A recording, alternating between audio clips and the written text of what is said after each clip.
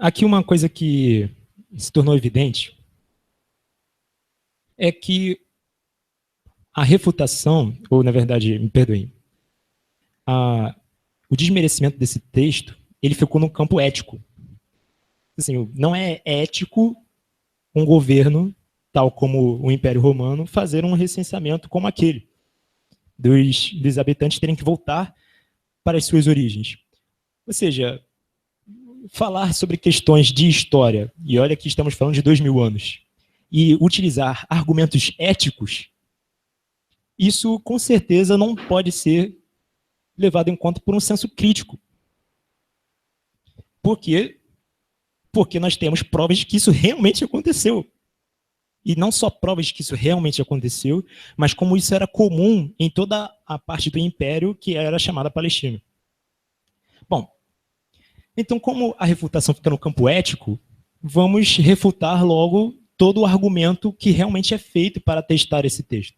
Não vamos simplesmente refutar o argumento proposto, mas vamos também refutar a íntegra de todos eles, como eu tinha mencionado anteriormente, todos os pontos mencionados com relação aos escritos do Novo Testamento que foram mencionados nesse vídeo já foram solucionados. Então aqui estamos simplesmente mencionando eles para as pessoas que não têm acesso. Então vamos lá. Duas são as objeções. Primeira, não se tem notícia de censo universal ordenado por Augusto. Então essa é a primeira objeção. Segunda, Quirino não foi governador da Síria no tempo de Herodes, do rei Herodes, no tempo em que Yeshua nasceu. Então, são duas objeções simples. Vamos no começo da primeira. Só reler, não se tem notícia de censo universal ordenado por Augusto. Isso é o que é alegado. Muitos afirmam que César Augusto nunca promulgou um censo no Império Romano. Sabe-se dos dados históricos que no Império de César Augusto houve 3 recenseamentos dos cidadãos romanos, ou seja, houve sim. E eles, em 726, desde a criação do Império Romano, 746, desde a criação do Império Romano, e 767. Isto é, convertendo para o calendário gregoriano, o primeiro foi no ano 28, antes da Era Comum, antes de Cristo. O segundo foi feito no ano 8 antes de Cristo. E o terceiro e último, no Império de Augusto, foi no ano 14 depois de Cristo.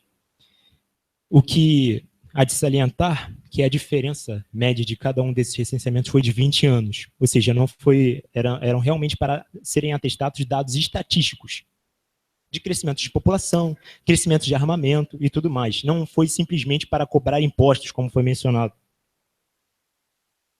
Isso nós vamos mostrar aqui. O objetivo de tais censos era para os dados de retornos estatísticos, ou seja, sondar as possessões do Império. E isso é afirmado por Tácito, em Anais 1:11. E, logicamente, para esse propósito, pressupõe-se o recenseamento da população. Tudo isso era documentado em um registro chamado por Augusto de Breviarium Imperii, Estatística do Império, redigido pela própria mão do imperador. Como é afirmado em Ellicott's Commentary from English Readers sobre Lucas 2:1, um pouco antes da morte de Herodes, que foi no ano 4, fora feito um desses registros, provavelmente o recenseamento do ano 8, que foi o que eu tinha mencionado, antes de Cristo, que gerou um grande tumulto entre os judeus, reportado por Flávio Josefo, em Guerra dos Judeus, primeiro livro, 27, parágrafo 2º, em que 6.000 fariseus se recusaram a fazê-lo. Agora, não é de se surpreender que o censo fosse feito, como é dito em Lucas, abre aspas, cada um à sua própria cidade, ou seja, deveria voltar para a sua cidade. Pois vê-se também um decreto de Gaio Víbio Máximo, prefeito do Egito, datado de 104 depois de Cristo, aos egípcios, dizendo, abre aspas, tendo chegado o momento de realizar o censo de casa em casa, é necessário que se requeira a todos os que, por algum motivo, residam fora de suas províncias, que retornem às suas casas, para que cumpram o que requer integralmente a ordem do censo e possam também atender diligentemente ao cultivo da parte que lhes cabe.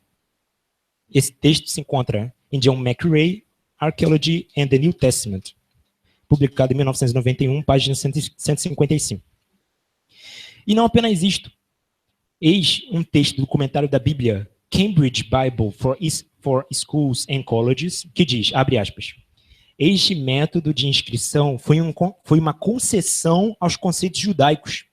O método romano era, sim, para inscrever cada pessoa em seu local próprio de residência. Aliás, este detalhe prova que Lucas está lidando com uma transcrição histórica.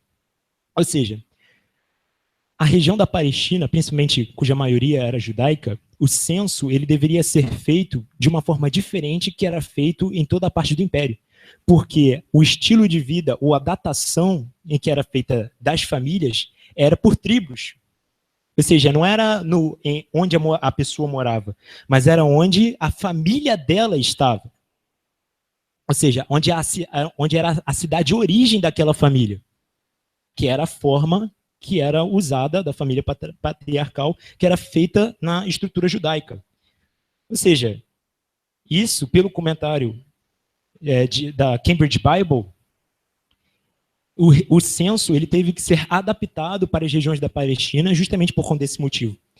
E isso, por ser um detalhe, nós vemos que realmente, como é afirmado pelo Cambridge Bible, que Lucas está se referindo a realmente uma transcrição histórica, porque ele menciona esse detalhe. Ou seja, com relação à Palestina, fez-se necessário mudanças nas regras do censo, descritas em Adam Clarke's Commentary on Luke, referindo-se à Antiguidade Romanas, primeiro livro, 4, que é a página 15, e também a página 212. Portanto, percebe-se que o relato concernente ao recenseamento está, sim, baseado nos documentos históricos. Agora vamos à segunda objeção, que é, Quirino não foi governador da Síria no tempo de Herodes, do rei Herodes. Aqui nós vemos que o rei Herodes, o seu reinado foi até o ano 4, enquanto o personagem chamado Quirino, que era considerado um prefeito, né? Ele passou a realmente ter ações registradas na história a partir do ano 4, do ano 6 depois de Cristo. Você fala assim, poxa, os registros históricos sobre Quirino só aparecem a partir do ano 6 depois de Cristo. Enquanto Herodes morre em 4 antes de Cristo. Então, como que o texto de Lucas pode dizer que ainda no reinado de Herodes foi feito um recenseamento feito por Quirino? Essa é a objeção. Agora, com relação ao desencontro histórico de Herodes e Quirino, a dificuldade se dissipa por completo se traduz o texto grego da seguinte forma. Este recenseamento ocorreu antes daquele que foi feito na época em que Quirino era governador da Síria. Então ele não diz que foi o primeiro recenseamento feito por Quirino, mas o recenseamento na época de Herodes foi feito antes do recenseamento feito por Quirino. Neste caso, não haveria simultaneidade de governo entre Quirino e Herodes. Dispensar-se-ia qualquer das tentativas de problematizar o texto. O fundamento para justificar tal tradução é a seguinte. O adjetivo protos tanto pode significar primeiro quanto antes de, como é usado em João 1,30, que ele diz, aquele que é antes de mim, Yohanan, João falando, ele também usa o adjetivo protos. E também em João, capítulo 15, verso 18, Yeshua diz, odiou a mim antes que a vós. Ou seja, aquele que odeia a vós, odiou a mim antes da vós. Ou seja, o adjetivo protos também se referindo a ser antes de. E apenas mais outro, em Marcos, capítulo 14, verso 12, que diz, ora, antes do dia dos pães ázimos, que foi o momento em que Yeshua já estava preparando o seu Seder de Pêssar. Portanto, o texto, em verdade, deveria ser lido. Este recenseamento ocorreu antes daquele que foi feito na época em que Quirino era governador da Síria. Ou seja, essa tradução, e não é simplesmente, não, pode ser tanto um quanto o outro. Porque utilizando protos como se referindo a primeiro, você não tem nenhuma base histórica. Só que utilizando protos como sendo antes de, você tem atestamento histórico. Por quê? Porque também houve outro recenseamento em 14 depois de Cristo. O mesmo descrito em Atos 5:37, que é a famosa frase de Gamaliel, em que ele cita, o texto de Atos também foi escrito por Lucas, que ele cita a expressão os dias do recenseamento. E ele se refere ao recenseamento, ao terceiro recenseamento feito no Império de Augusto, que é o ano 14 depois de Cristo. E para mais detalhes sobre esse censo, veja John Dewey's Exposition on Acts, aí no capítulo 5, verso 37. Ou seja, em resumo, vemos que a descrição de Lucas 2, do 1 ao 3, não contém irregularidade alguma. E, pelo contrário, concorda com os historiadores da antiguidade. Ou seja, todas essas citações que nós mencionamos aqui, primeiro porque elas refutam todo o argumento contrário com relação a isso. Porque a contradição mencionada pelo indivíduo não foi nem algo histórico, nem algo que realmente deveria ser um problema que fosse realmente posto em pauta de forma séria, porque ele trouxe um problema ético, trouxe conceitos éticos para dizer que isso não deveria ser possível. E ele não mencionou questões históricas, porque estamos falando de um recenseamento. Ele não mencionou questões históricas. E como vimos aqui, mencionando questões históricas, atestamos a existência desse censo, e não só atestamos a existência desse censo, como também dissolvemos a contradição feita no segundo verso, que é a existência de tanto Quirino quanto Herodes. Ou seja, interpretando Protos como sendo antes de e não primeiro. Então... Baruch Hashem. Bom, é exaustivo. É exaustivo porque a gente quer ajudar as pessoas a entender que, como foi falado aqui, antes de nós, vieram muitos que criticaram e depreciaram a Brit Hadashah, e também vieram muitos que se debruçaram em descobrir, em estudar a verdade dos fatos e atestaram, comprovaram a veracidade dos relatos da Brit Hadashah, principalmente os históricos e arqueológicos.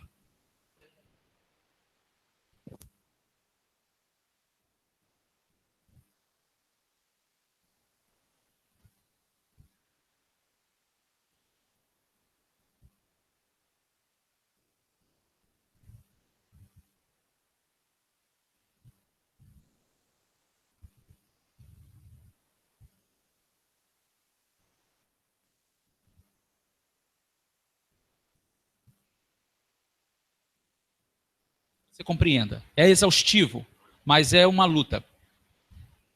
Bom, vou repetir. Segundo ele, o copista deduziu que eles teriam que sair de Nazaré e ir para Belém, porque o profeta disse, Miqueias 5:1, Veatá Betlehem Efratá, Tzair lihiot be'alfei Yehudá mimchali, Yetze lihiot moatzotav be'Israel, Moshel, Yetze lihiot Moshel be'Israel, o moatzotav mikedem meolá. E tu, Belém Efrata, mais jovem ou menor, és do que os milhares de Yehudá, de ti para mim sairá aquele que será governador em Israel, e as suas saídas, suas origens, são desde os dias da eternidade.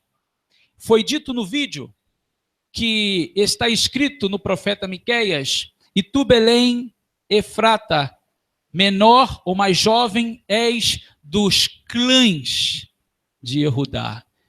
Isso demonstra uma total falta de conhecimento do texto hebraico. Ou não sabe ler o que está escrito, ou na realidade viu uma tradução de algum outro lugar. Aqui não tem clã nenhum. Eu vou ler de novo. Se eu quisesse falar clã, eu falava Shivtei Yehudá, de Shevet, tribo, clã. Aqui está Alfei. Alfei é um plural construto de Elef. Elef é 1000. mil ou milhar. Quando eu digo Alfei Yehudá, eu digo milhares de Yehudá. E não clãs de Yehudá. Porque se eu enxergo esse texto como clãs, aí ele tem toda a razão de falar o que ele falou. Aí teria sentido o que ele falou. Mas a leitura que ele fez, a maneira como ele abordou foi errada. Errada. Aqui está o texto hebraico. E ele diz, Tzair lihiot be'alfei Yehudá. Você é mais jovem ou a menor do que os milhares de Yehudá. Está falando de quê? De cidades. Está falando Belém, Efrata, região de Efrata, de Belém. É uma cidade. Você é a mais jovem das milhares de Yehudá. Não está falando de clã. Não está falando de família. Não está falando de casa. Está falando de cidade. Compreendem o que eu estou dizendo? E aí vem o argumento dizer, não, que há comentários rabínicos de que o Messias não necessariamente teria que nascer em Yehudá. Ele poderia, a sua origem ser, o argumento foi que o Messias não necessariamente, segundo alguns rabinos, tenha que nascer em Belém. Ele pode ser descendente de alguém que é de Belém. Ok, se aqui fosse clã, tudo bem. Mas não é. Ele está dizendo, de ti Belém, Efrata, a mais jovem das milhares de Judá sairá para mim. Está falando da cidade. Aquele que vai governar em Israel, cujas saídas, e aqui entra uma coisa mais especial ainda, que é uma coisa que se discute, que inclusive eu vou ler aqui ainda o Peirush, a explicação de Rashi, não.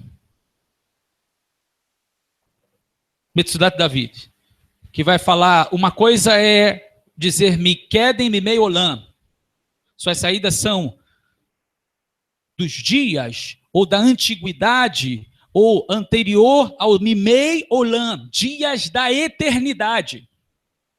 E se traduz em alguns comentaristas como Mimei Hakadmonim. Aí sim seria dias antigos. Mas não é dias antigos, é dias da eternidade. Mas ok, não é esse o ponto em que vai ser falado. Rashi comenta sobre isto, que o Mashiach ben David, no Terlim 118, ele é como a pedra que os edificadores rejeitaram, ou seja, de lá sairia essa pedra, de Belém. Como?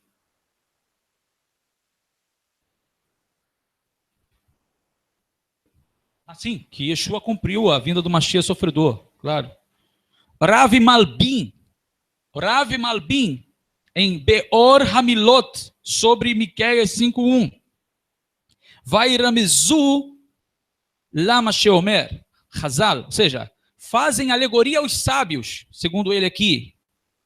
Sheshmo Shel Mashiach Kedem Levriat Haolam, que o nome do Mashiach é desde a criação do mundo. Entendeu? Levriat Haolam. Isso é Malbim comentando. Bom, aprendemos que argumentos são argumentos.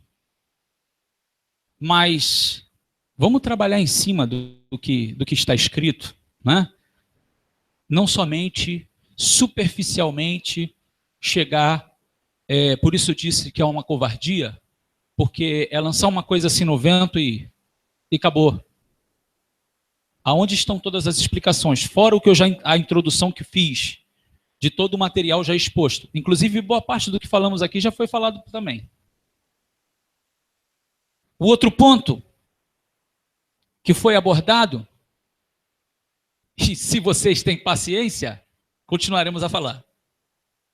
Foi falado assim no vídeo. Aprendemos que o Messias veio e o seu sangue foi derramado. Né? Ele mencionou que é ensinado assim, que o Messias veio, o seu sangue foi derramado, e que se não cremos nele como Messias, não seremos salvos.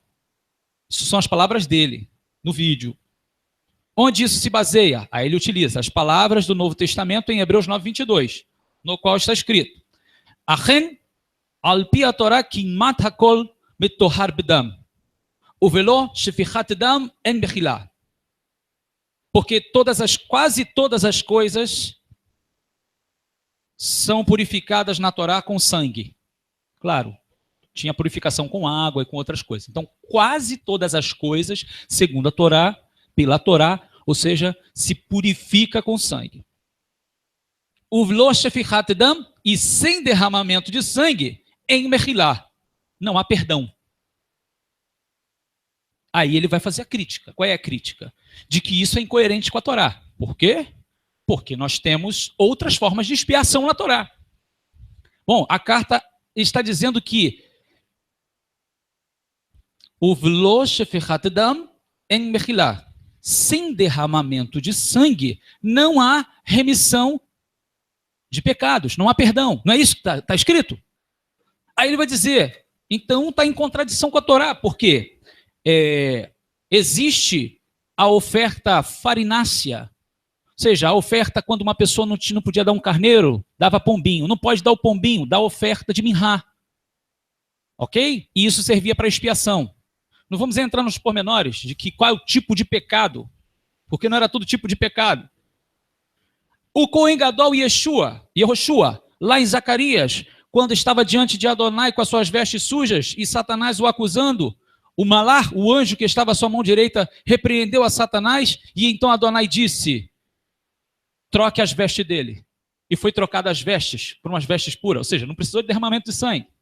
Nem a oferta farinácea precisou para expiar, e nem essa de Yehoshua também.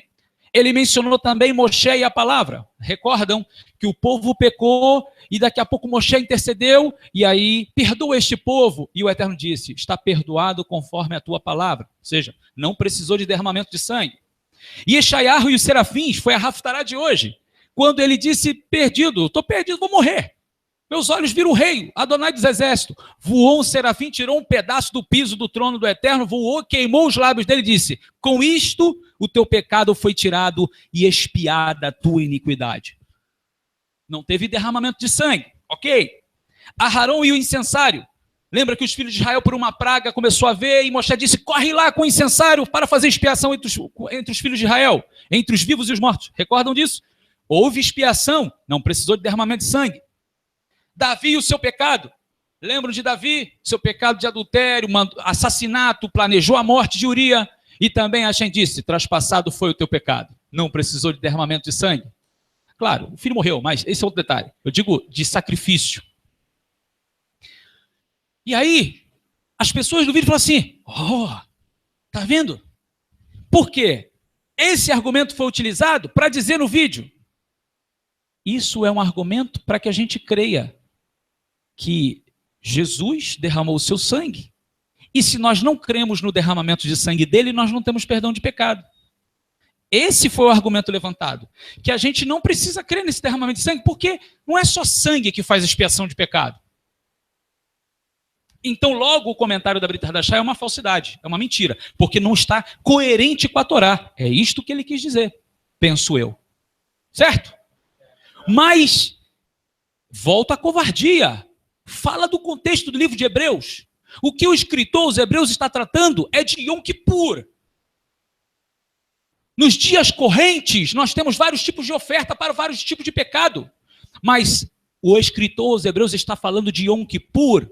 E Yom Kippur não tem nenhum outro tipo de oferta que faça expiação. É um boi morto, é um carneiro morto e são 2 bodes mortos. E quem faz expiação pelos pecados de toda a nação de Israel é o bode sorteado para Deus. O bode para Azazel leva o recibo. Mas o bode que morre a favor dos filhos de Israel é para perdão de toda a nação. E o sumo sacerdote tem que entrar com o sangue dentro do Santo dos Santos. Aqui tem até uma foto aqui, ó. Ele entra com incenso e com sangue. Por isso ele está dizendo que sem derramamento de sangue não há expiação de pecados. Isso para Yom Kippur, o verso anterior está dizendo, porque quase todas as coisas pela Torá se purifica com sangue, quase todas. Ele já estava dizendo que pode ser com trigo, que pode ser com incensário. 1/3 da Torá. Então veja só, o próprio verso anterior não contradiz o seguinte, nem o seguinte contradiz o anterior, porque o que ele mesmo falou já está escrito aqui, mas ele ignorou o fato do contexto que está mostrando Yom Kippur, e se Yom Kippur tem que ter derramamento de sangue. O que o escritor aos Hebreus está fazendo é comparar a morte do Messias ao efeito de Geulá, de redenção, do dia de Yom Kippur, para mostrar que o Messias fez é eterno. Agora, temos algumas referências aqui, não é? Por favor, leia, meu filho. Você lê hebraico e português. Não, a referência que nós queremos usar com relação ao sacrifício de Yom Kippur, que foi o que realmente foi escrito pelo escritor de Hebreus, em que ele diz que sem o derramamento de sangue não haverá perdão dos pecados, e como foi mencionado pelo Rabino, o contexto do capítulo 9, ele está se referindo ao serviço de Yom Kippur. Isso a gente vê no mesmo capítulo, no verso 7, ele diz assim: mas na segunda, só o sumo sacerdote, uma vez por ano, não sem sangue, o qual ele oferece por si mesmo e pelos erros do povo. Isso aqui ele está se referindo ao serviço de Yom Kippur. Mas não só o verso 7, o verso 11 também. Mas Mashiach, tendo vindo como sumo sacerdote dos bens já realizados por meio do maior e mais perfeito tabernáculo, não feito por mãos, isto é, não desta criação, ou seja, referindo o seu posto de sumo sacerdote com relação ao serviço de Yom Kippur. Mas também, a gente está falando do 9:22. Agora, a gente mencionou o 7 e o 11. Versos posteriores a ele também continuam no contexto do serviço de Yom Kippur. O verso 25. Nem também para se oferecer muitas vezes, como o sumo sacerdote, de ano em ano, entra no santo lugar com sangue alheio. De ano em ano se refere ao serviço de Yom Kippur. Ou seja, essa frase de não há derramamento de sangue, sem derramamento de sangue não há expiação, se refere ao serviço de Yom Kippur, que era a expiação, que está escrito na Torá, em Levítico 16, que seria para a remissão de todos os pecados do povo de Israel. E aqui temos a referência do Tratado Yomá, Talmud Bavli, Yomá 5a, que ele diz: Verhalô en kapará ele bedam sheneemar ki hadam hu benefesh ichaper. Ou seja, ele diz assim, não há capará, em capará, ela bedam, a não ser pelo sangue. E ele ainda menciona Levítico capítulo 7, Levítico capítulo 17, verso 11.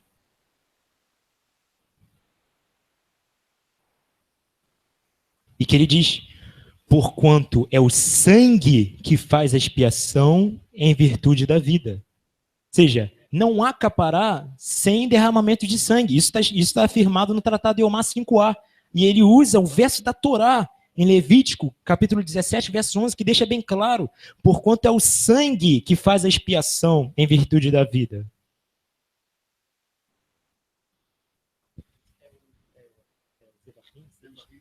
Há uma outra referência para harmonizar com o texto que foi lido, prestem atenção. Então, no livro de Shemot, 24:6, diz assim: e Moisés tomou metade do sangue e pôs em bacias, e a outra metade aspergiu sobre o altar. E no verso 24:8 diz assim, isso já foi comentado por nós na Paraxá: então tomou Moshe aquele sangue e o aspergiu sobre o povo e disse: eis aqui o sangue da aliança que o Senhor fez convosco a respeito de todas estas palavras. Esta aliança foi firmada com sangue, e o sangue foi lançado no povo. E depois a Torá não diz que o povo teve que se purificar. Agora, que sangue é esse que, em vez de impurificar o povo, purificou e concedeu uma aliança? Ó, que coisa boa. Não?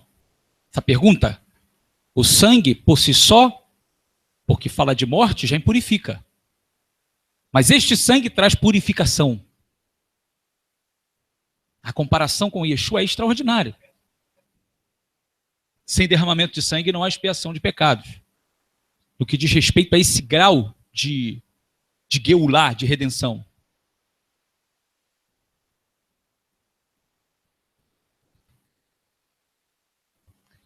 Por favor, meu filho, eleve-se. fale bem pausadamente para que eles vejam que não é só Brit Hadashah, para que eles ouçam que não é só a Brit Hadashah, que fala que sem derramamento de sangue não há remissão de pecados. Só em complementação, que nós tínhamos afirmado, e que realmente está para todos verem, no Tratado de Omar, Talmud Bavli, 5a, de que em Kapará el Abedam não existe Kapará sem, através do sangue, sem pelo sangue, sem ser pelo sangue. Isso também é afirmado no Tratado Zevachim 6a, em que ele diz, Verhalô en Kapará el Abedam, Shenemar, Vaikra Yod Zain, Pasuk Yod Aleph, Ki Hadam Rubenefesh Ikaper. Ou seja, não existe Kapará, não existe expiação, se não for pelo sangue. Como está escrito, e ele se utiliza do mesmo verso de Levítico 17:11, que diz, porquanto é o sangue que faz a expiação em virtude da vida. Aí é muito fácil acusar a Brit Hadashah, num pedacinho de nada, sem explicar nada, só para depreciar o que foi dito. Bom, estão as referências gravadas aí. Espero que as pessoas que estejam nos assistindo e que vão assistir depois desse vídeo possam entender o que estamos falando. O outro ponto abordado, eu sei que as horas estão se passando, acalmem-se. Zacarias 12:10, foi mencionado uma comparação com João 19, 33, 37. Olharão para mim a quem traspassaram. A pergunta que está no texto é de Zacarias 12:10, diz, ele pergunta se a casa de Davi e outras famílias prantearam e lamentaram na morte de Yeshua. E ele diz que não ocorreu e faz uma crítica aos que os teólogos atribuem ao retorno dele. Então isso seria uma contradição a João, pois João afirma que é por isso que a referência está lá, na crucificação. Entenderam o que eu disse? Ele faz uma crítica a João 19, 33, 37, porque está registrado lá que quando o transpassaram, isso é para que se cumprisse o que foi dito pelo profeta, que olharão para mim a quem transpassaram. Mas a referência no contexto de Zacarias 12:10, se você continua lendo, é que eles olharão para mim a quem transpassaram e prantearão, cada família à parte, a casa de Davi, a casa de Simei, a casa... Então assim ele diz, aonde foi que as famílias prantearam? Primeiro, eu não estava lá para ver se prantearam, mas ok, são 2000 anos de história, a gente não estava no contexto para saber qual foi o nível de lamento e de luto que houve acerca da morte de Yeshua, porque nós não estamos falando de uma pessoa que era conhecida ali na esquina, dali do beco, da casa da aldeia de Nazaré. Nós estamos falando de uma pessoa conhecida na nação inteira, de um rabino que levava multidões do norte ao sul, do leste ao oeste de Israel, inclusive nos extremos da terra de Israel, da Síria de Decápolis. Não sei se... Mas, aonde o seu povo, o povo judeu, o povo de Israel, o seguia, eram curados, eram libertos, e iam com ele de um lado para o outro, atravessando o mar da Galileia, voltando, subindo, descendo, indo, quando foram a Jerusalém, lotado de peregrinos, porque era Pêssar, e era o julgamento do Mashiach, Yeshua. E todos viram ele ser julgado num tribunal romano. Como que eu posso saber se prantearam por ele ou não? Claro que prantearam, mas tudo bem, a gente sabe que o profeta Zacarias não está falando desse contexto. Está falando de quando ele chegar. Agora, ele fez a crítica à ponte da segunda vinda. Porque se João menciona para que se cumpra o que disse o profeta, teria que ser cumprido tudo na íntegra. É isso, essa é a crítica. Só que não necessariamente precisa ser na íntegra. Porque o que João quer salientar é que ele foi traspassado naquele momento, para que quando ele aparecer com as marcas, então vão lamentar.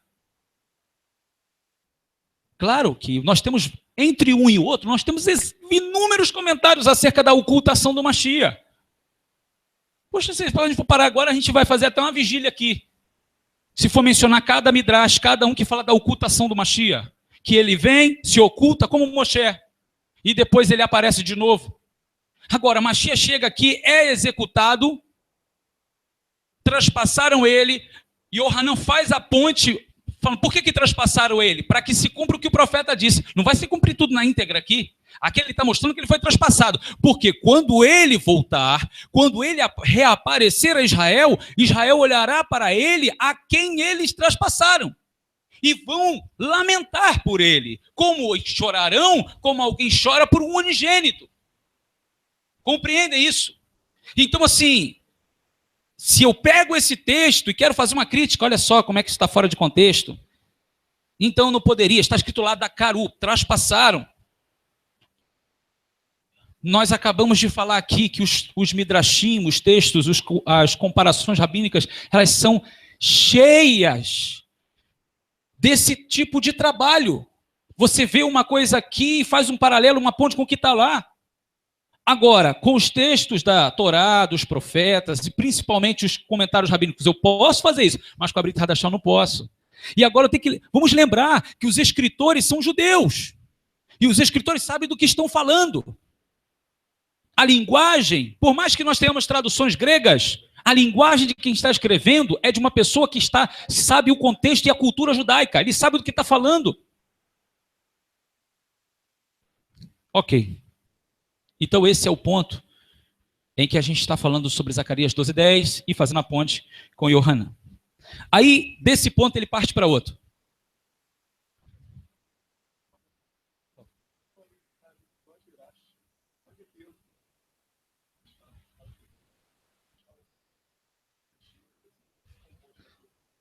Vamos lá, né? Rapidinho. Duas referências. Daniel também. Rapidamente, só dois pesos dentro da comunidade, né? Arika Hakadosh e Irash. Vamos ver o que ele fala sobre ocultamento. Vejamos o relato a seguir. Nas obras do famoso místico da Torá, Rabino Yitzhak Ruya, mais conhecido como Arika Hakadosh, está escrito que antes de Mashiach se revelar completamente, ele estará oculto de maneira semelhante à de Moshe, quando ele subiu ao Monte Sinai para receber a Torá. O povo se iludiu ao pensar que ele havia morrido, mas na verdade ele estava vivo. E mais tarde ele desceu e nos deu a Torá. Sobre o ocultamento de Mashiach é dito, depois de Mashiach se revelar completamente, todos os judeus o reconhecerão e se reunirão à sua volta. Além disso, Urash escreve no final do livro de Daniel sobre as palavras: feliz é aquele que espera que nosso Mashiach está destinado a se ocultar depois da sua revelação. Voltará para ser revelado. Tem que ser Rashi falando, porque a gente falando não tem crédito, e nem a Brit Hadashah, mas Rashi vai ter crédito para uma porção de gente. Né? Mas isso já está escrito aqui, foi falado pelos profetas e confirmado na Brit Hadashah. Então, para complementar, aqui estão os comentários do Zohar e de Rashi. Bom, eu estou achando que a gente vai ter que fazer uma segunda parte mesmo. Não queria não, mas ele diz no vídeo, lembre que nós estamos falando do vídeo, né? O Salmo 22, traspassaram suas mãos e seus pés. Escutem isso, por favor. Escutem isso. Eu fico assim, meu Deus, como as pessoas conseguem comer um prato que é colocado na mesa sem pelo menos verificar, não? Acende a luz aí que eu quero ver o que eu vou comer. Assim, dá uma verificada para ver se não tem uma coisa diferente. Disse ele no vídeo disse, o líder do judaísmo da unidade, que não é mais o judaísmo da unidade. Isso, o que está escrito no Salmo 22? Aquele famoso verso, que cães me rodearam, assim? E como leão como leão as minhas mãos e os meus pés. Nas traduções mais cristãs, traspassaram minhas mãos e meus pés. Mas nas traduções mais judaicas, massorético, o texto massorético é como um leão, minhas mãos e meus pés. Fica meio sem sentido, sem harmonia textual, mas tudo bem. Nos textos massoréticos está como leão, ka'ari, enquanto é traduzido pela Septuaginta como ka'aru, ou seja, traspassaram. Aí ele disse assim, olha, esse texto 22, mesmo que fosse traspassaram, eu podia harmonizar isso, posso aplicar aos discípulos de Rabi Akiva, que todos foram crucificados.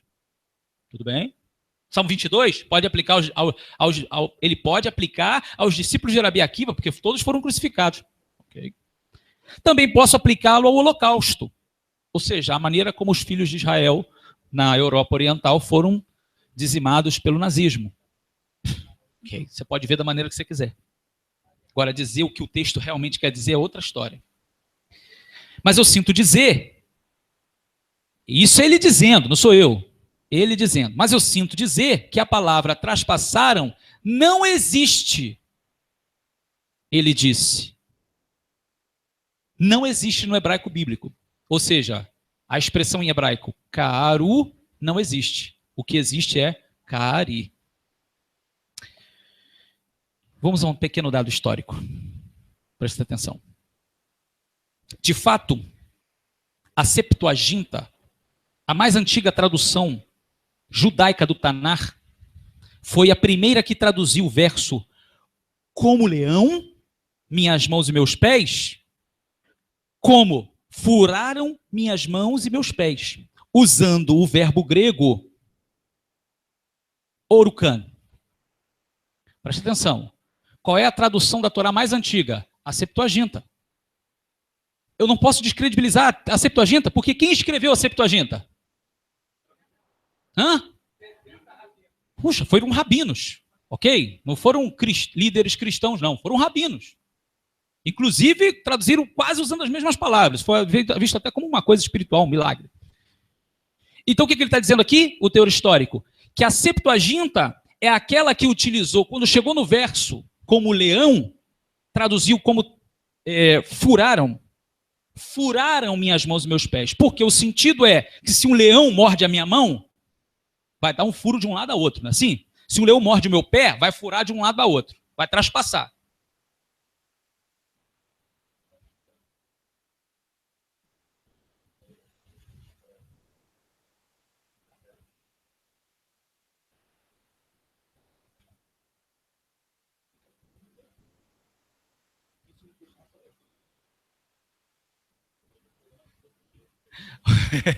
Uma coisa boa surgiu aqui. Preste atenção, eu estou dando dado histórico. Vai surgir uma informação aqui muito importante no dado histórico que eu estou dando. Mas os nossos midrashistas aqui encontraram aqui uma outra coisa interessante que vai valer a pena para corroborar.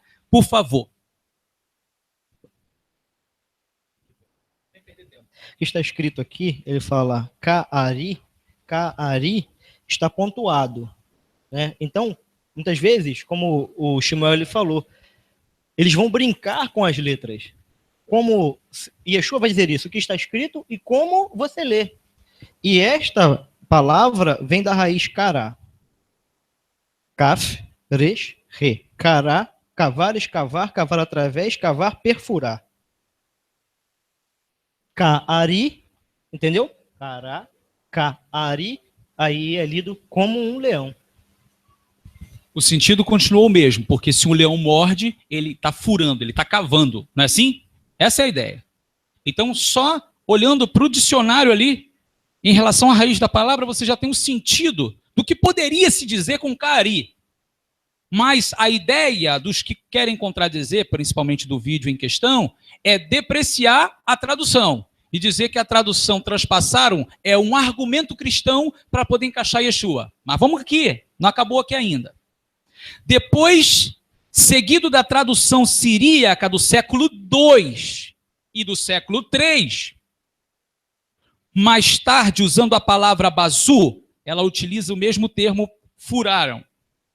Além disso, a cópia mais antiga do Salmo 22, que permaneceu nas nossas mãos até o dia de hoje, são as dos pergaminhos do Mar Morto que foram encontrados em Qumran. Isso é maravilhoso, por isso que foi falado aqui, que cada dia será achado mais, será achado mais. E enquanto não acha, eu não tenho resposta. Espera, porque enquanto isso a gente está provando a tua fé. Até onde você vai? Não tenho prova. Espera. Não toma partido. Espera. Não tenho resposta. Você não precisa ter todas as respostas, mas espera. Porque mais e mais serão achados. Mas escute, a cópia que chegou à nossa mão, que eu digo da sociedade, do mundo, é a mais antiga. Porque os pergaminhos do Mar Morto datam do 1º século e anterior ao 1º século. Além disso, a cópia mais antiga do Salmo 22, que permanece nas nossas mãos até o dia de hoje, dos pergaminhos encontrados no Mar Morto, em Curam, de séculos passados, do período de Yeshua e até anterior a ele, está escrito: traspassaram, e não como leão. Lendo uma dúzia de manuscritos dos textos massoréticos, se escreveu neles como, ao invés de traspassaram. Caru, nesse caso, colocaram caru.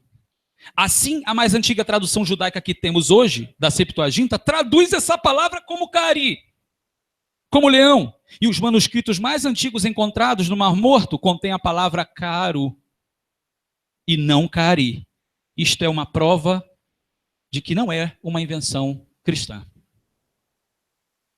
Agora, é muito fácil dizer que o texto massorético, se você ler em português, a verdinha, você vai achar ali como leão.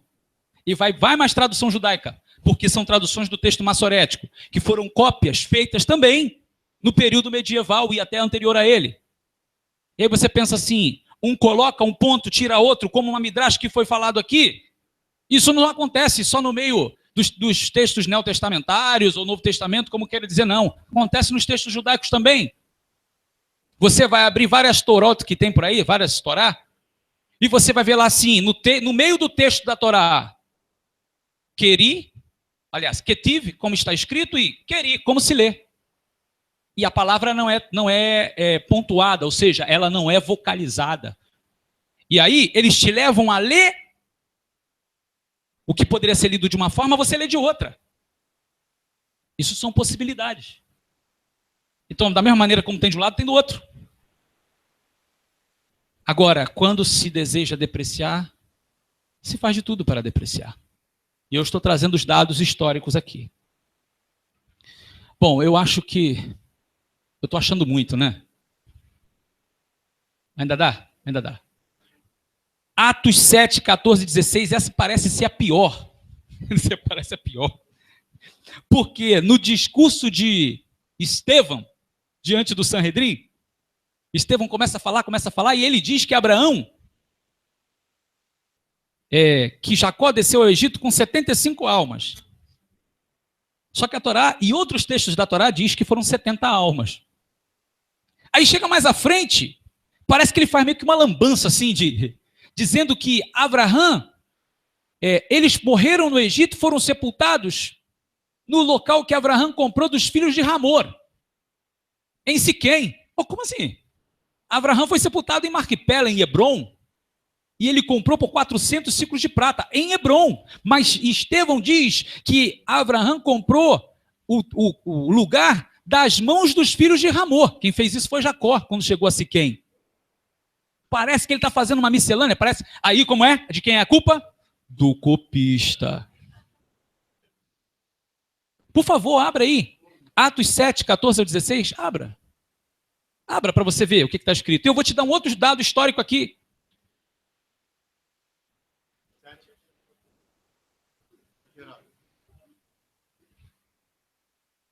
Atos, capítulo 7, verso 14 ao 16, diz assim: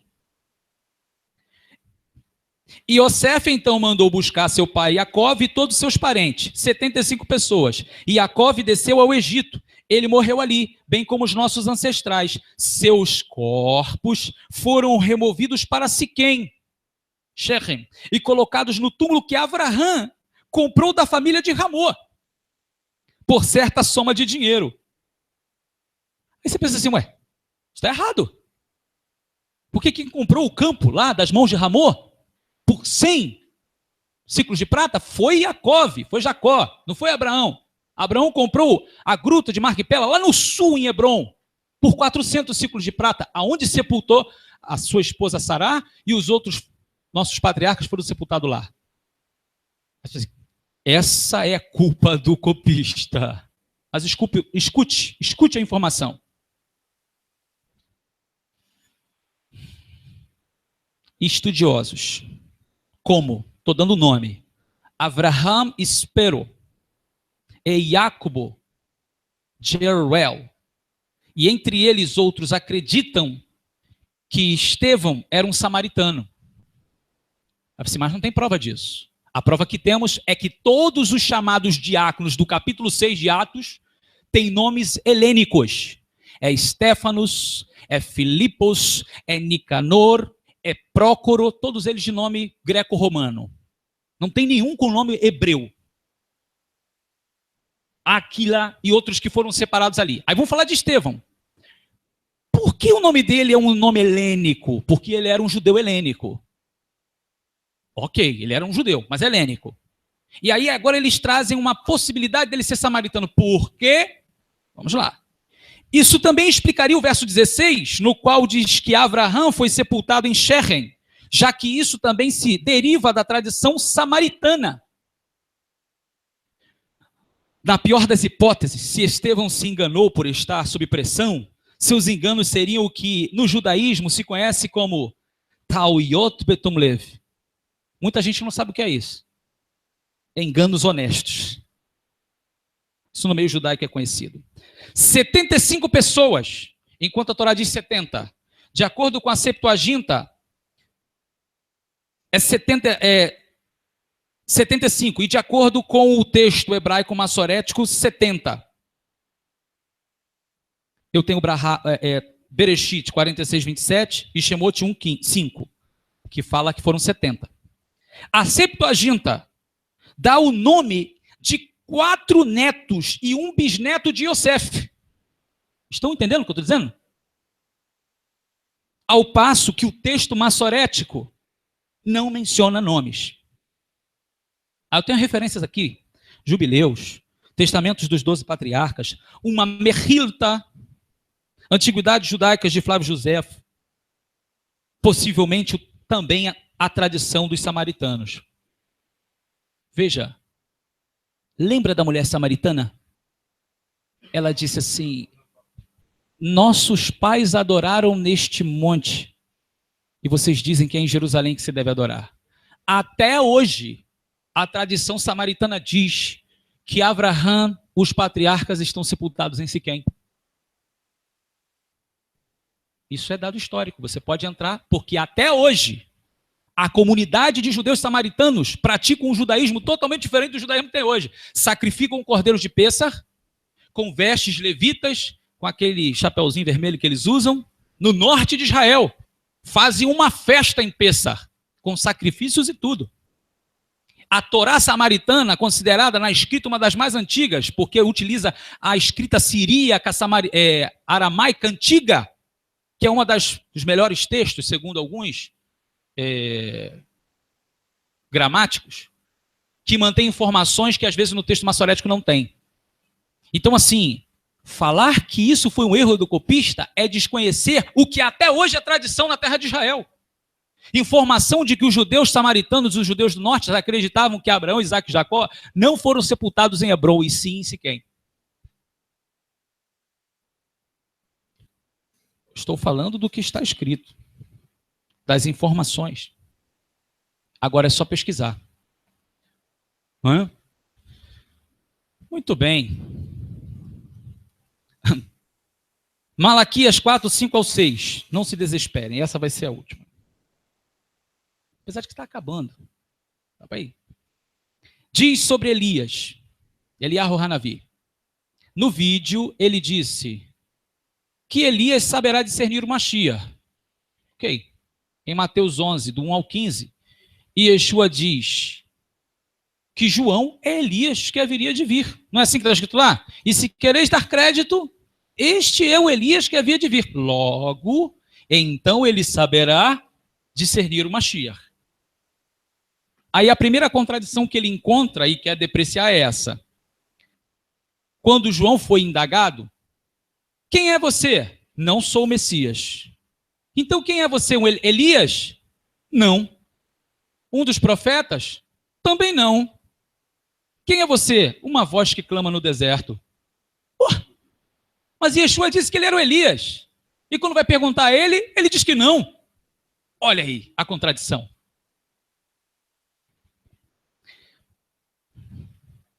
Perguntinha simples do texto da Brit Hadashah.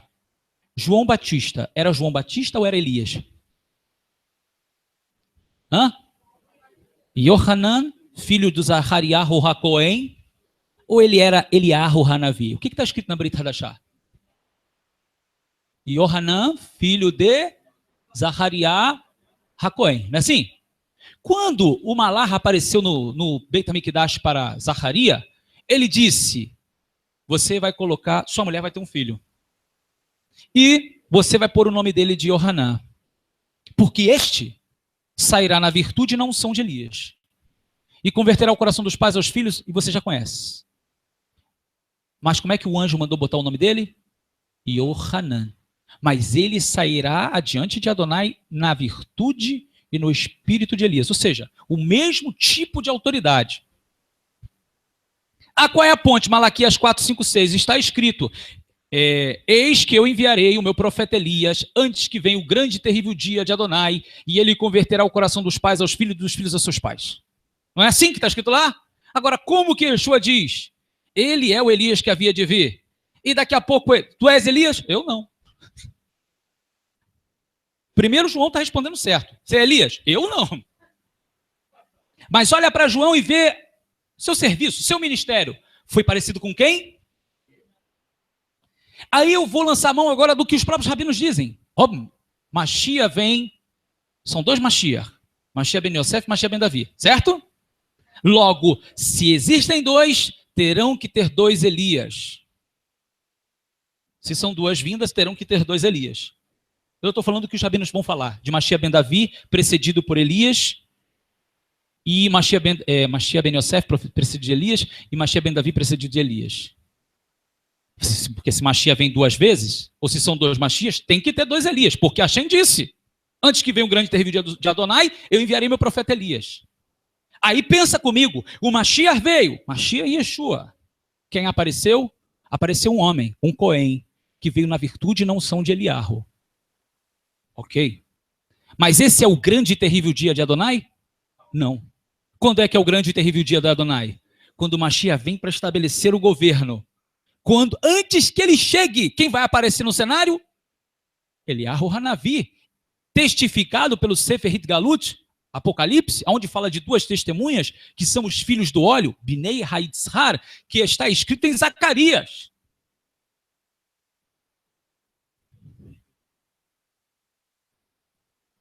Pirkei de Rabi Eliezer.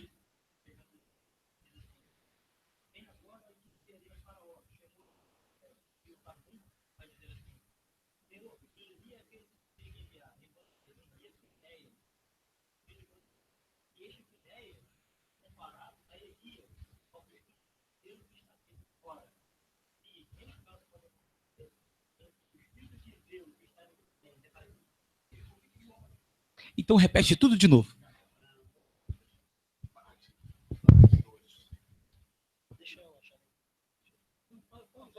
Então,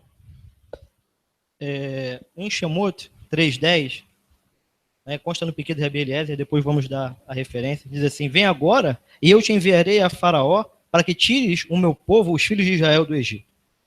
Ele diz assim, no Pirkei de Rabi Eliezer, vem e te enviarei a Faraó. E aí Moshe vai dizer, verso 11, então disse Moshe, quem sou eu para o Egito tirar os filhos de Israel? Envia aquele a quem tu vai enviar. Aí ele fala, quem ele viu? E é o comentário do Targum. Ele diz, e ele viu Finéias. E os sábios vão interpretar que Finéias, Pinhas, ele agia com o mesmo zelo, com o mesmo espírito de Elias. Ora, não estamos falando de reencarnação, mas sim o espírito de zelo que estava sobre ele. E se acontece neste texto, por que o espírito de zelo não poderia estar sobre Elias, o João Batista, chamado Yohanan Hamatbi? Então, vamos aqui encontrar a referência e vamos dar. Entenderam isso? Para um pode, para outro não. Já estamos terminando.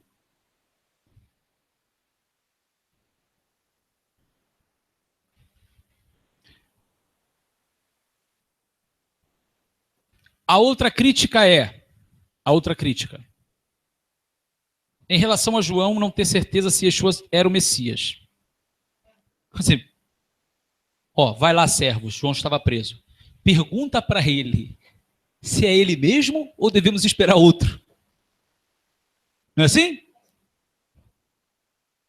Aí ele põe, como se Elias tem que reconhecer o Messias, como que João está com dúvida?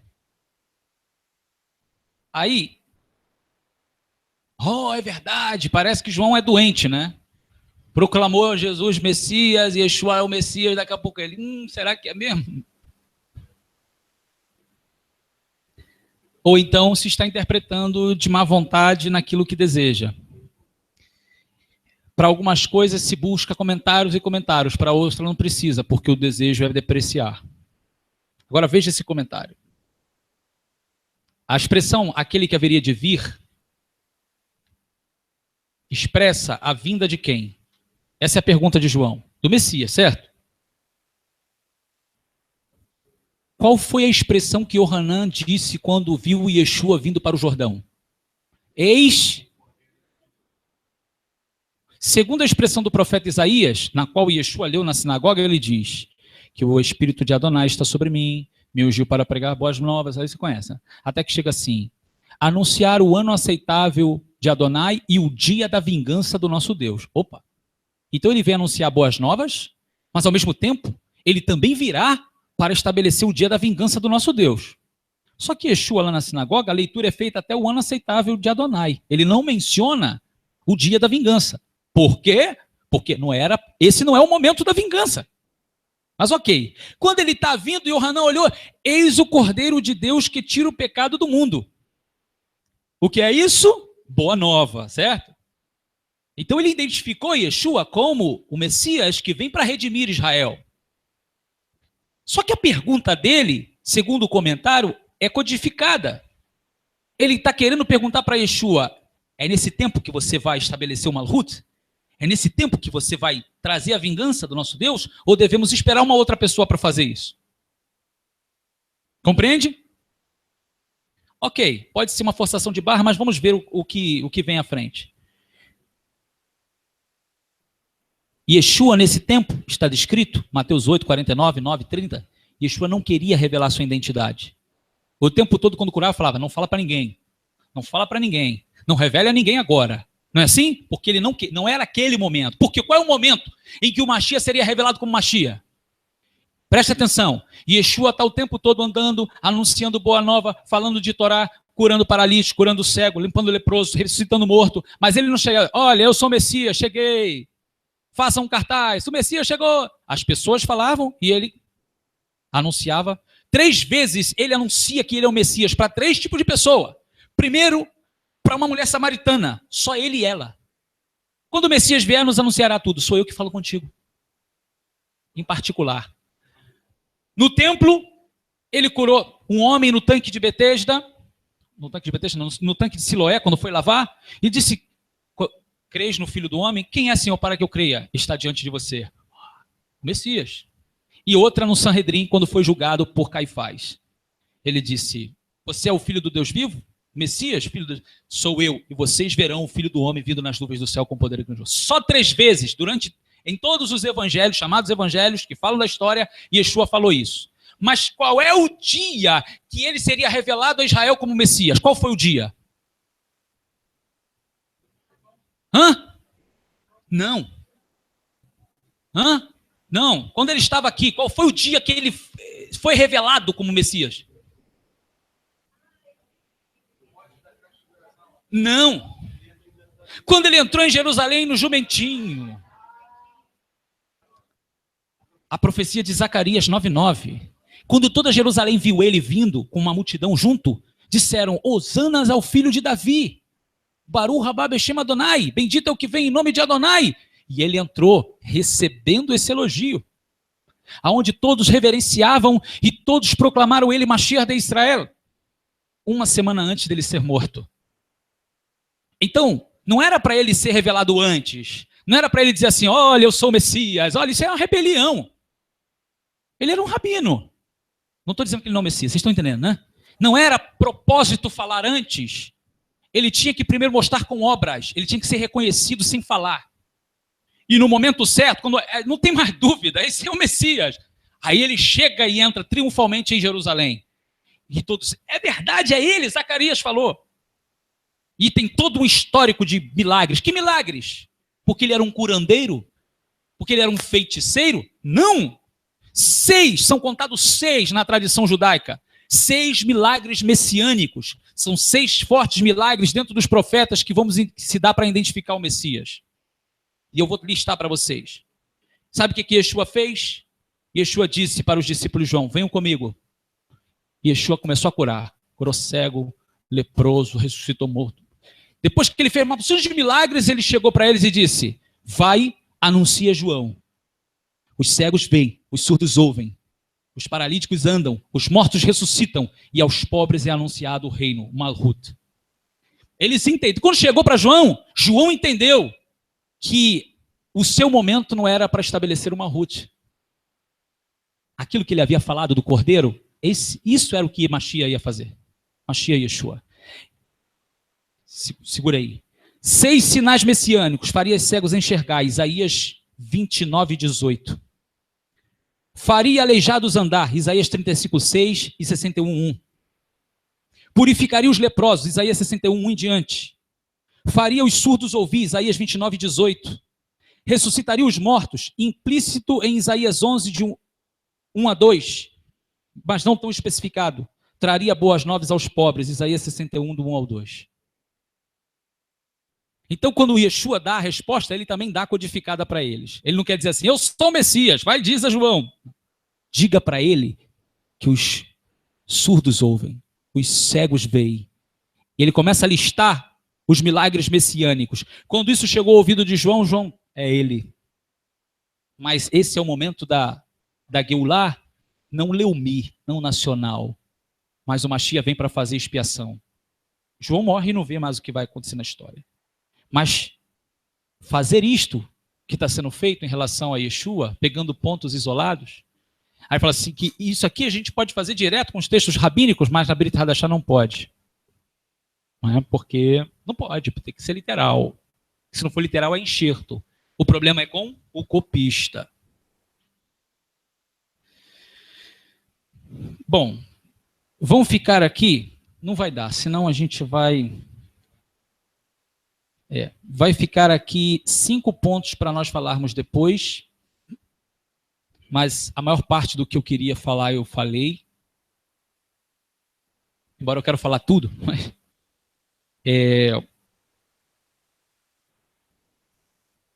nós vamos estar falando sobre... Vamos fazer um vídeo durante a semana, espero fazer o vídeo e colocar no ar, mas no Shabbat que vem a gente continua com os outros pontos. Nesse momento, vocês querem um intervalo para beber uma água? E aí nós voltamos com a Arvit e a Havdalah. Que Hashem abençoe a todos. Sei que todos esses temas, todos nós conhecemos, mas a pontuação aqui é justamente pelo vídeo, da maneira que foi posto, para induzir as pessoas a não crer, como eles deixaram de crer. Mas nós vamos nos fortalecendo na fé, com todas as armas que temos, com tudo aquilo que Hashem tem nos trazido para fortificar a nossa alma e entender. Preste atenção no que eu vou te dizer. Ninguém pode confessar que Yeshua é o Messias se não for pelo Ruach HaKodesh. E Baruch Hashem que estamos no caminho certo, na presença do Eterno Deus. Estou muito feliz de ter vocês aqui. Como eu falei, somos o povo de Israel, nós somos como tribos, né? Cada um tem um pensamento diferente, mas no que se refere a Yeshua, eu fico feliz de estarmos juntos aqui, porque eu conheço vocês nesse tempo que temos de amizade e sei que a convicção de vocês com o Messias e Yeshua é forte. É forte. Quando conversamos, é forte. E isso que para mim me alegra, porque vamos mantendo o testemunho de Yeshua e nos fortalecendo uns aos outros, esperando no Eterno Deus a resposta. A todos que nos assistem, que o Eterno os abençoe. Vamos produzir esse mesmo vídeo com mais detalhes durante a semana e no outro Shabbat continuaremos da onde paramos aqui. Um grande abraço a todos. Vamos ao nosso intervalo. Baruch Hashem. Glória ao Rei dos Reis. Baruch Hashem. Baruch Hashem. Vamos a um intervalo rápido. Voltamos com a Arvit e a Havdalah. Kapaim, kapaim. Quando você quiser falar assim, palmas, kapaim, kapaim.